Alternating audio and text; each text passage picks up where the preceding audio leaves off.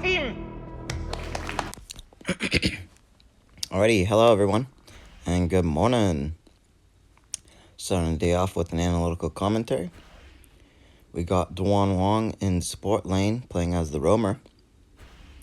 I got a consort U, Raphael Craft. Same runes, Void, Harmony, Fate. I see Elsu caught out here. It's going to do some damage. I get an early flash out of him. Pretty cocky. Take all that micro damage. He's got a heal though, and he's got a recovery heal. So that T1 gives you permanent life sustain and mana sustain throughout the match. Very important you don't lose your tier 1s because that's pretty critical to staying in the lane. Without sources of life still, like your Doomsday, your Blood Weeper, your Mortal Punisher, your Avarice, your Reaver, things like that. There is AP equivalents of lifesteal as well, like the Insatiable, etc., etc. So we got that knowledge gem there, starting off right, playing the roam with the roam item. We will build that into the redemption shield.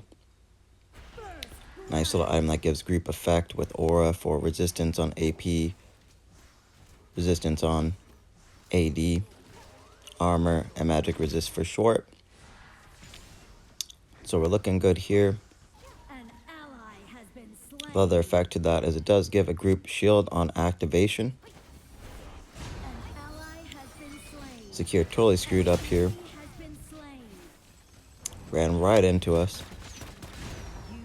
So we pick up that my lady. They're a little too close together in terms of group, and they're a little too low on life.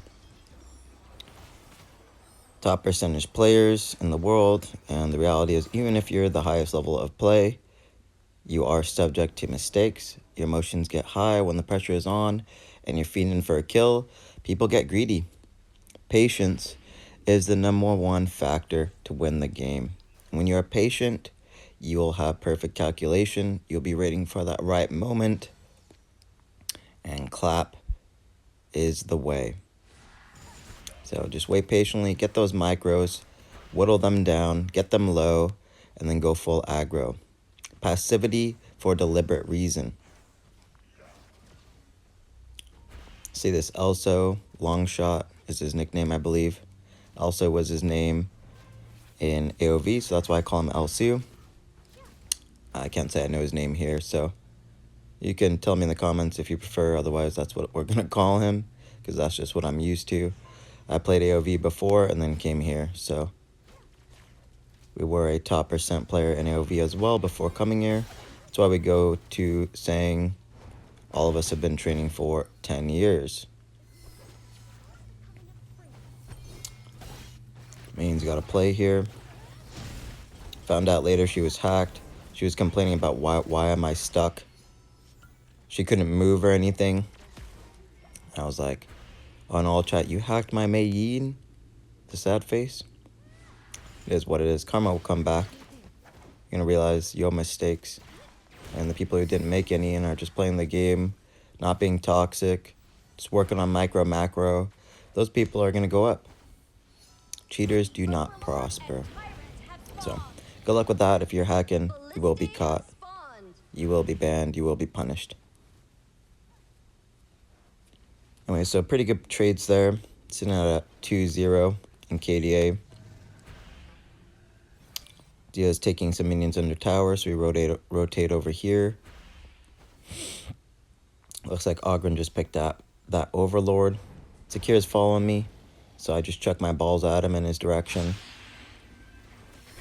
Try to get him zoned away. See a play happening here. Ogren covers me so beautifully. Appreciate that, Ogren. Do end up pulling a double SS out of this game. And as we said in the previous video, goes to show whether you're winning or losing, you can still get a star or you can still make it out without losing a star. So try your best. Karma is in your grade. They are grading us very heavily. It is very strict grading. Goes back to AoV, take each game serious. That is how you prosper in ranked play. being competent, knowing your meta, bringing the right tools for success. So pretty good stuff there. You can see my consort U is pushing up that lane, keeping up on our GPM. Minion is on the other side here. Switch my consort U, trying to push up the bot lane here. I just rotate back to the mid lane here, trying to help the Zia because he was kind of pushed under the lane and I noticed it. My lady is a really good pick for zoning. You will see her get banned, and those turrets are pretty annoying. What I'll say about that, though, is there is a lot of kits in the game with AoE. So if all her turrets are coming, it is pretty easy to deal with that. So I've never thought that it was ban worthy, but I understand when people don't want to deal with something, they find it annoying. So I'm not going to criticize or scrutinize you for banning something that seems like a viable ban. That being said, if you really don't like something, just ban it and don't have any stress in your games. We are here to mitigate stress from your games, accomplish you to evolve through A Spartan is a symbol. Hope where there is none. analyzation, and the result is wins. So we got that boots of resistance here that will be on the top right of your interface, so you can overview that. Main's just going back. I'm getting that heal real quick. Again, the importance of having a T1 means I get to greed my lay stain, get my GPM. Those are things you're graded on. I will be doing a cover of my current grading, so you can just see the overall grade and GPM, team fight participation, etc., etc. Looks like Mayin's going for a play here. I switched places with her. Try to block that. Grab that one. Try to block him from doing any dive whatsoever. Secure was pretty low. Otherwise, my other option there was to grab him. But he's got those flying magic tricks where he just instantly kites away. Pretty quick gap close, so he's kind of annoying. Excuse me. I'm a smoker, so I do have a smoker's cough. So at times I do cough. But from analyzing my own videos and being a think tank, it's pretty seldom. My lungs are like iron, so they're pretty good.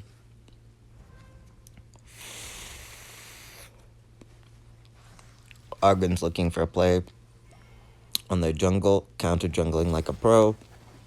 If you are ahead in the game and you want to win, you are not going to go up in the rank tier if you do not counter jungle. Counter jungle is a win condition on its own. That means you are forcing your economy to grow and forcing your enemy's economy to go to a halt. So really big stuff there. See my Argon taking some damage there, so I just switch him. Miracle, I got out. Look at that. The life has like a sliver of health. Almost died there. You can see here, super low life. Sitting at a 9-0. Perfect play. Switch the Ogren. Try to use my ult there to stop them. Cover and zone with the 2 with my spears. And heal up when I can when I have 3 balls. Don't forget to use your recovery button. That's near your recall. That is another source of sustain. And that does not go away throughout the game. It's like they think there's a secret rule to never hit that button. You should be hitting that button. Value wins the game. You throw value out the game, you basically forfeit. You're going to make the experience that much harder. Lamb's got to play it on the Zia. Zia keeps running away from me. I had my ult up. If he just would have ran to me, I could have saved him. Unfortunately, it didn't work out. He flashed the opposite direction. All he had to do was flash away from him towards me.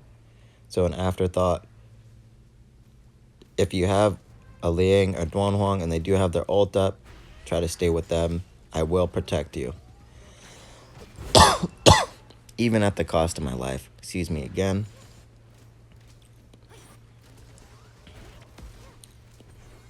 Looks like Sakir is coming, and so is Alsu. Ogren just jacked the red buff. Byron saw, but couldn't do anything about it. That sucks. For them. It's great for us.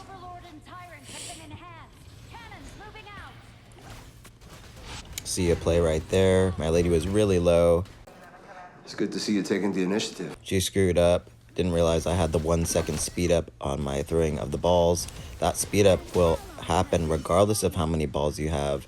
Having 3 balls is only specific to the amount of damage you will do with your orbs themselves on contact, and having 3 means you will get some lifesteal. Or just heal, correction. Not necessarily lifesteal. You will need the Avarice runes to have lifesteal effect from those, but it would be just straight heal. So really good sustain on the kit, comparable to Arthur, or even Lee Sin on his 1. When you activate and hold that 1, get that CC immunity, you do get immense amounts of heals.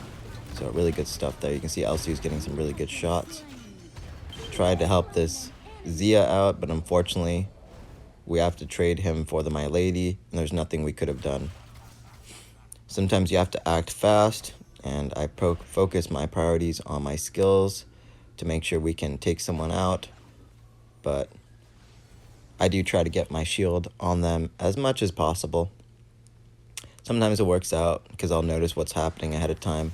Sometimes reaction time is cut, and I'll do what I gotta do under pressure. Otherwise, try to use your shield as often as possible. The problem is if you use it, then sometimes they'll just concede and be like, dang, we can't do anything about it. So that's why I try to make sure they take some damage and use it at the last second.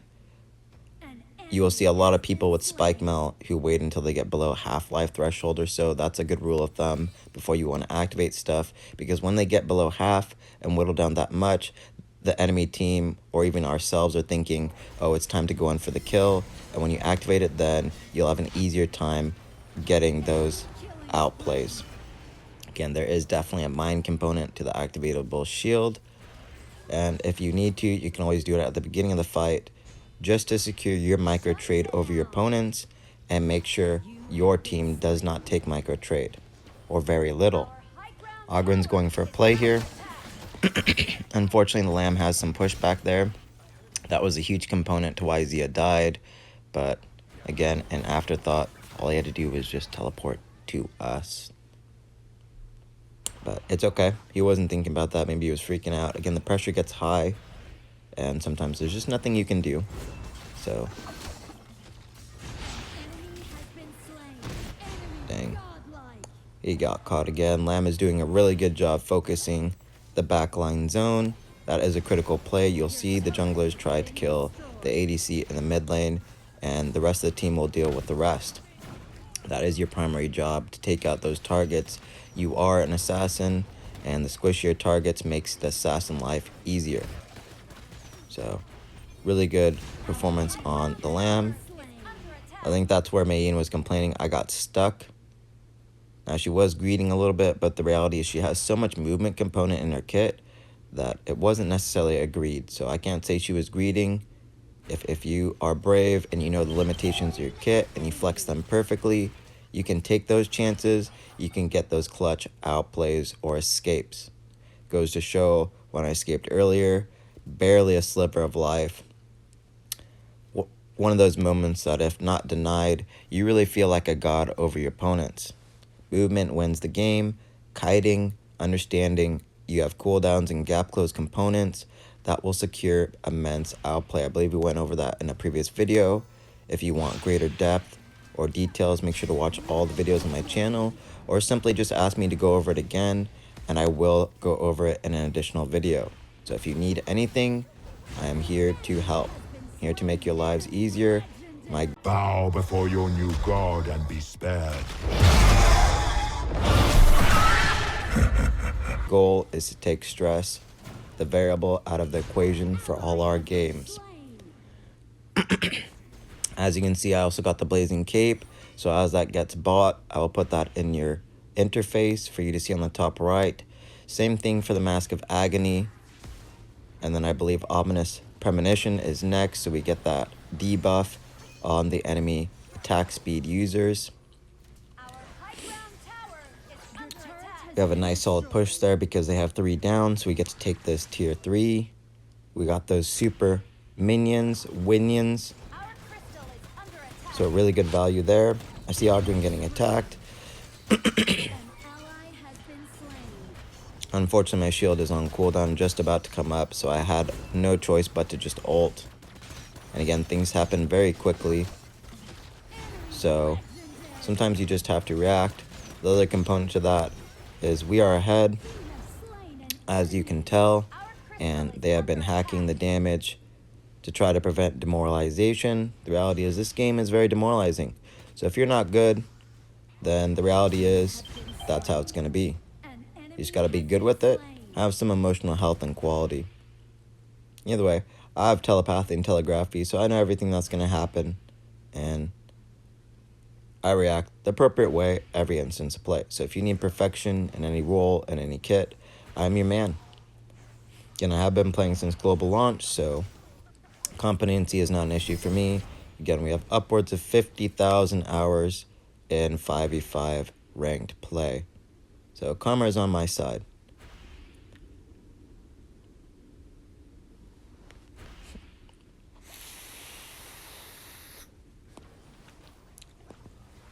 Ogren's going for the Overlord here.